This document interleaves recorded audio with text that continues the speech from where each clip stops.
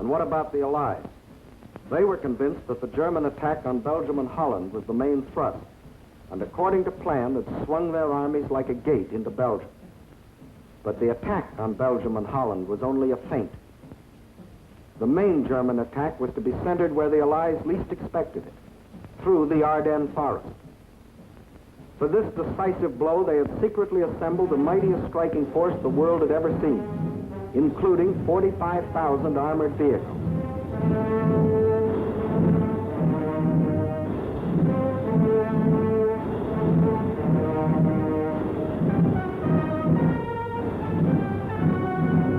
At the same time that the Nazi armies were plunging into Holland and Belgium, this column started to move.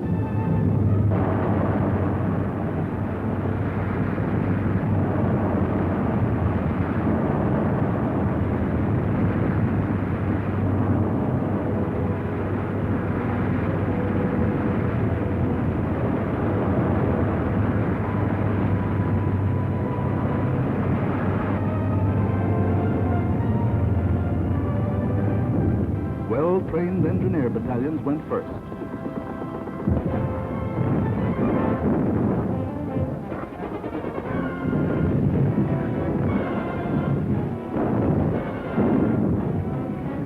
They were opposed only by scattered Allied patrols.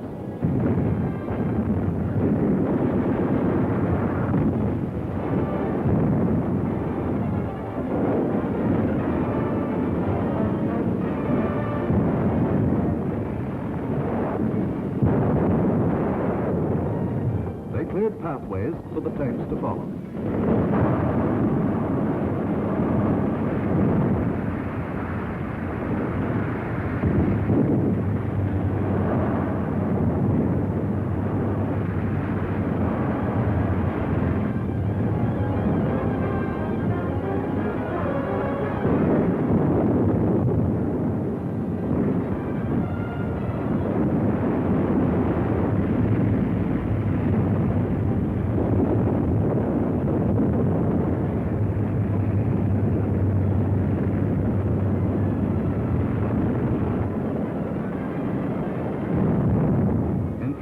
The German armored force reached the Meuse River, 2 days faster than the French thought any troops could get through.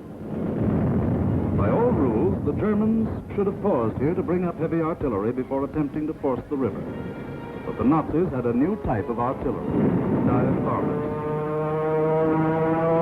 With them, they blasted the French positions across the Meuse.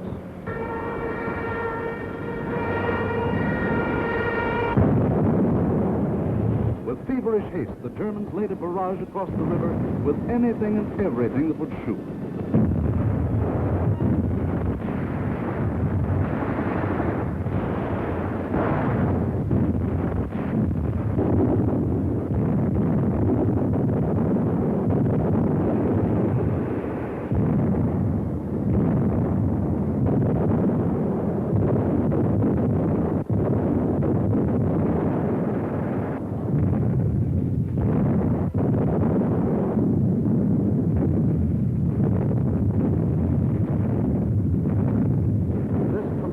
Concentration of firepower continued all through the night.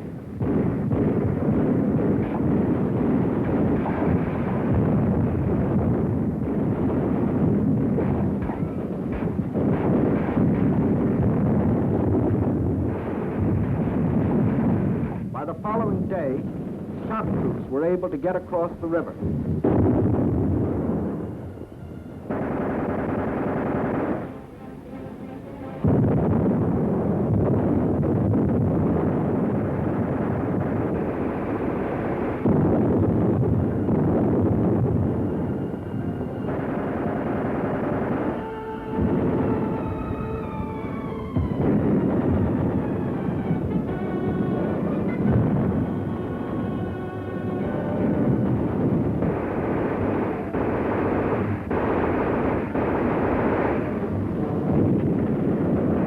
Shock troops held the bridgehead until the engineers brought up pontons and built bridges.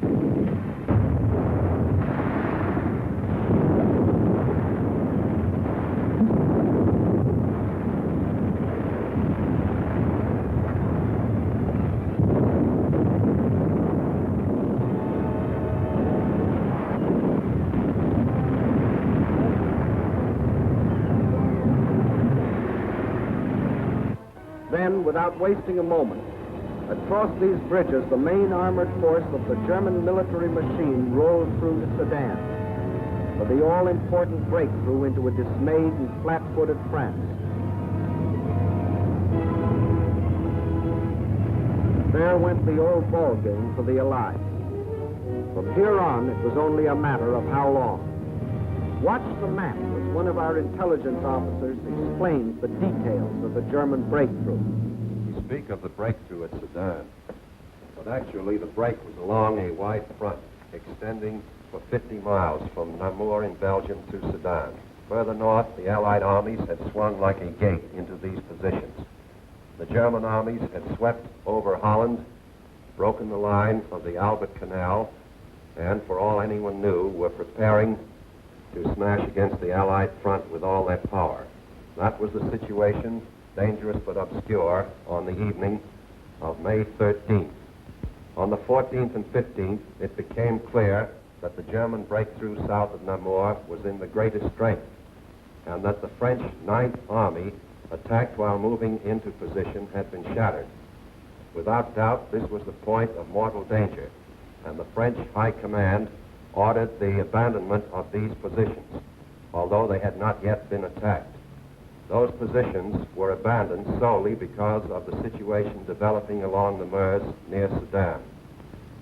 In the meantime, the French 7th Army had been ordered to make its historic forced march far to the south into the area threatened by the rapidly advancing German spearheads. This army was not used to attack the German flank, but rather was used as a plug to restore the broken front.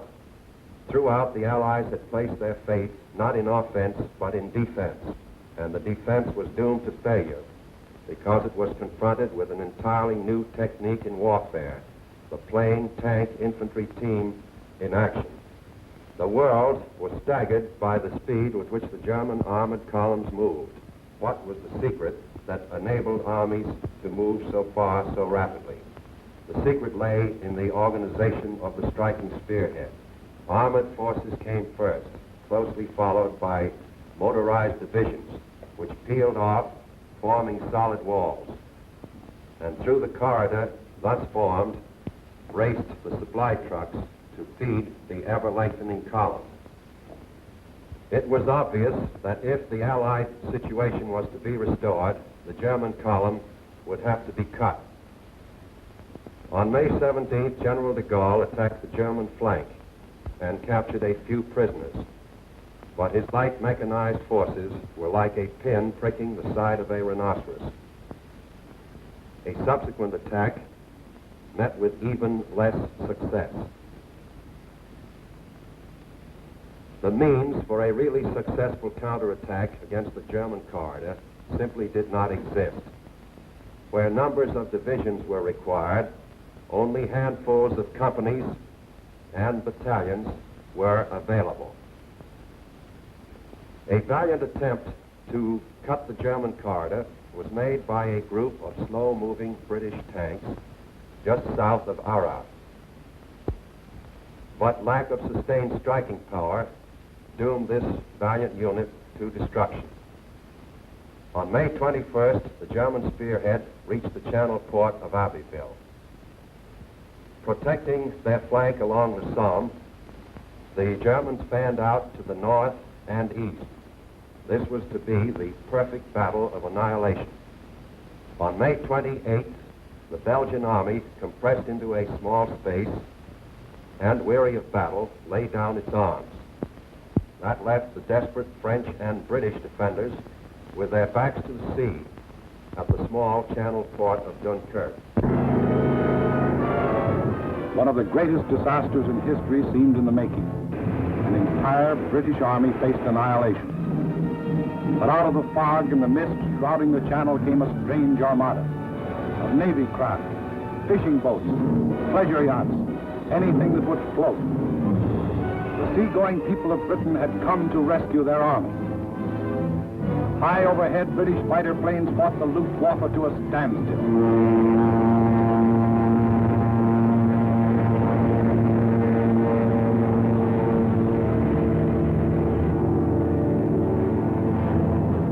below, small Allied suicide units held the Germans back long enough for the miracle of Dunkirk to take place.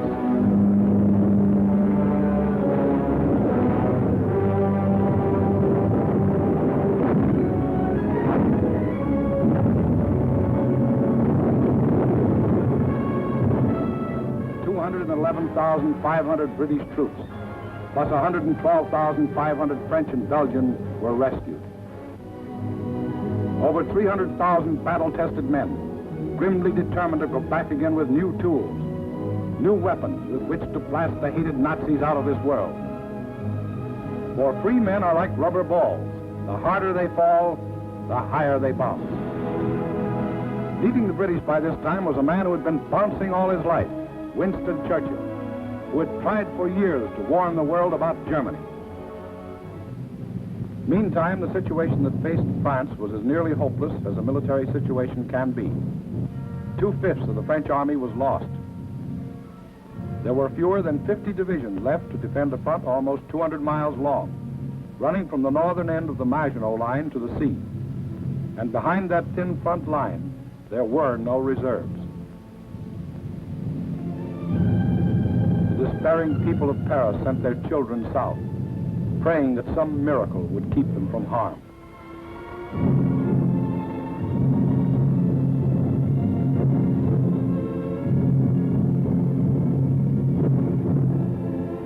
The hopeless men of the French army, without adequate arms or equipment, braced themselves for the coming blow. The first blow fell on June 5th. The French resistance was determined, but by June 8th, the left flank army had been shattered, and a general withdrawal was ordered to the line of the Marne and the Seine. On June 9th, the German main attack came. Within 2 days, the German armored and motorized divisions roared out into the open terrain. With this breakthrough, the issue of the Battle of France was decided, and from that time on, there was official talk of an armistice. Now, what about the famous Marginal line? Let's go back and take a look. On June 14th, the Germans launched 2 attacks against the Marginal line. In both cases, penetrations were effected. But we must remember that this was against fortifications defended by men devoid of hope. In the meantime, Mussolini, now thinking it's safe, sent his divisions racing across the border. The hand that held the dagger has struck it into the back of its neighbor.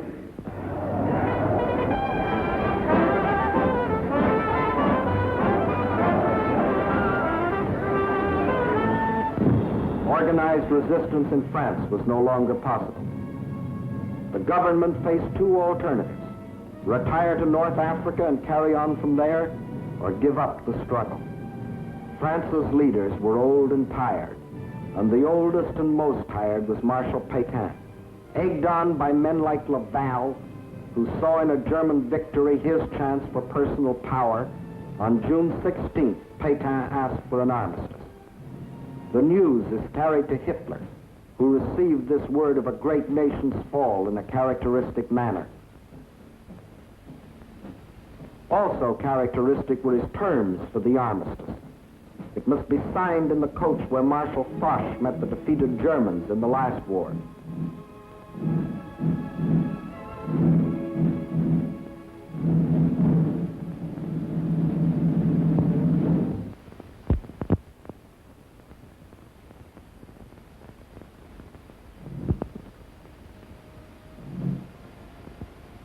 The French delegation arrived to pay the final price of French disunity and the treachery of some of its leaders.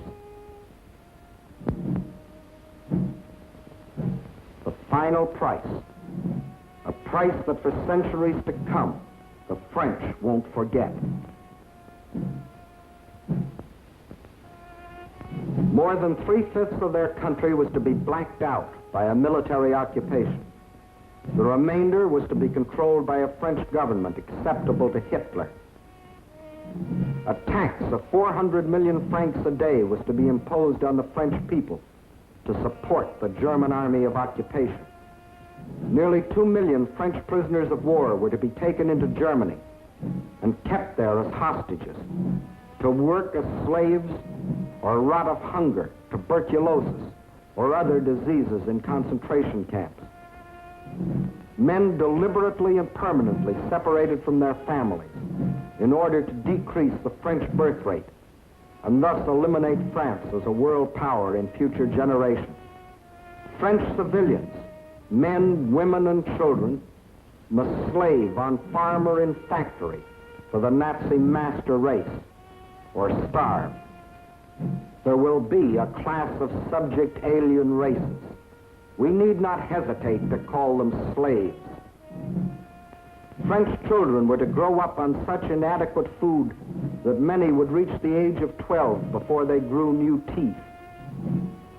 And for any attempts to protest against these restrictions, thousands of innocent French civilians would be executed. This was the price the French were to pay as they signed the armistice. And the master of the master race must go to Paris to tour the streets of what was once the City of Light. You notice no cheering crowds here to welcome in the new order.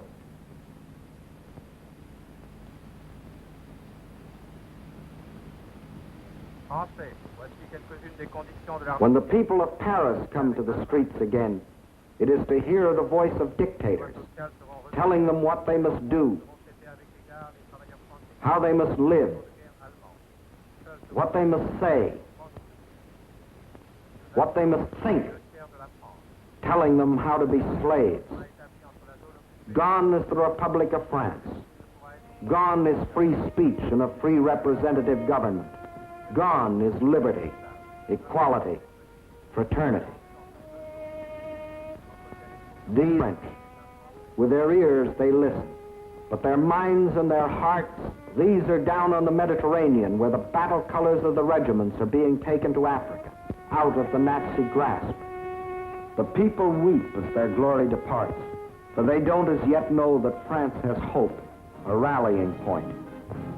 Charles de Gaulle, a soldier in the great tradition of Foch, is not surrendering. He will continue to fight, gathering about him loyal Frenchmen from all over the world to become the Free French Army, the Fighting French.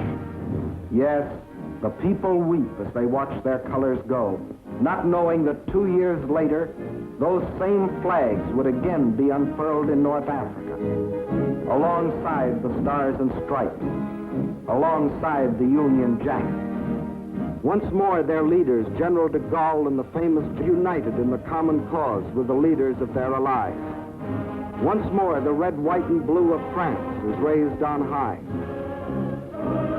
For out of the ashes of the defeat and the humiliation of France, her soul has been born again.